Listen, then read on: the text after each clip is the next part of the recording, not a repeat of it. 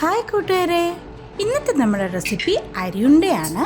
So അതിന് വേണ്ടിയിട്ട് ഞാൻ 2 കപ്പ് അരി കഴുകി ഉണക്കി വറക്കാൻ വേണ്ടിയിട്ട് വെക്കുവാണ്. അപ്പം നമ്മളിത് നല്ല രീതിയിൽ വറുത്തെടുക്കണം. ഒരു ലൈറ്റ് ബ്രൗൺ കളറ്, അതുമാത്രമല്ല ബ്രൗണായിട്ട് വരുമ്പോഴത്തേക്ക് അരി ഇങ്ങനെ പൊട്ടാൻ വരും. ആ സമയം വരെ നമ്മൾ അരിയിലിങ്ങനെ വറുത്തെടുക്കണം. വൺസ് നമ്മൾ വറുത്തെല്ലാം കഴിഞ്ഞിട്ട് വേറൊരു പാത്രത്തിലോട്ട് മാറ്റുകയാണ്, അതിൻ്റെ ചൂടൊന്ന് മാറാൻ വേണ്ടി. എന്നാലല്ലേ നമുക്ക് പൊടിച്ചെടുക്കാൻ പറ്റുമോ. അപ്പോൾ അതങ്ങോട്ട് മാറ്റി വെച്ചിട്ട് ആവശ്യത്തിന് തേങ്ങ എടുക്കുകയാണ്. ഞാൻ 1 കപ്പ് തേങ്ങയാണ് എടുത്തേക്കുന്നത്. അതിന് ഇതേപോലെ തന്നെ ഞാനൊന്ന് ചെറുതായിട്ട് ചൂടാക്കി ഒരു ഫ്ലേക്ക് രീതിയിൽ ചെറിയ ലൈറ്റ് ബ്രൗൺ കളറിൽ വരുന്നവരെ ഞാൻ അതിനെ ചൂടാക്കി. അത് കഴിഞ്ഞിട്ട് അതിനെ മാറ്റി വെച്ചിട്ട് ശർക്കര അലിപ്പിച്ചെടുക്കുകയാണ്. ഞാൻ 1.5 ശർക്കരയാണ് ഇട്ടത് ഒരു ഗ്ലാസ്സിന്. അതിനെ ഒന്ന് ഫിൽട്ടർ ചെയ്തെടുക്കാം, എന്തെങ്കിലും അഴുക്കൊക്കെ ഉണ്ടെന്നുണ്ടെങ്കിൽ ഒന്ന് മാറിക്കിട്ടാൻ വേണ്ടിയിട്ട്.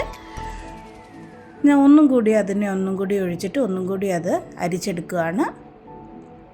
2 വട്ടം ചെയ്യുന്നുണ്ട്.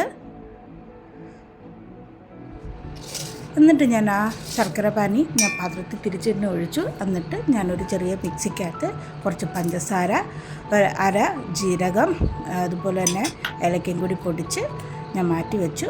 പിന്നെ കുറച്ച് പൊടിച്ച് വെച്ച അരിപ്പൊടി മാറ്റി വെച്ചിട്ട് ബാക്കിയുള്ളത് ഞാൻ ഈ ശർക്കര പാനീയത്തിനകത്തോട്ട് ആഡ് ചെയ്ത് തേങ്ങ ആഡ് ചെയ്തു. പൊടിച്ച് വെച്ചിരുന്ന ഏലക്ക, പഞ്ചസാര, ജീരകവും കൂടി ആഡ് ചെയ്ത് ഞാൻ നന്നായിട്ട് മിക്സ് ചെയ്തെടുക്കുകയാണ്. നല്ല രീതി എല്ലായിടവും ശർക്കര എത്തുന്ന രീതി മിക്സ് ചെയ്തെടുക്കുക. വൺസ് എല്ലാം നന്നായിട്ട് മിക്സായെന്ന് കാണുമ്പോഴത്തേക്ക് അതിന് നമുക്ക് ഉണ്ട പിടിക്കാവുന്നതാണ്.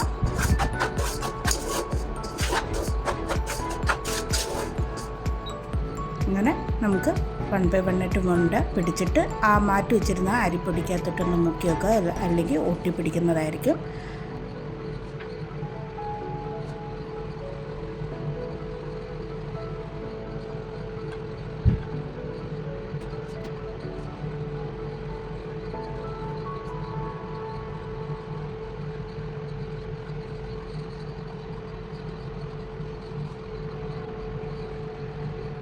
അങ്ങനെ അരിയുണ്ട റെഡിയായിട്ടിരിക്കുകയാണ്. Hope you enjoy the video.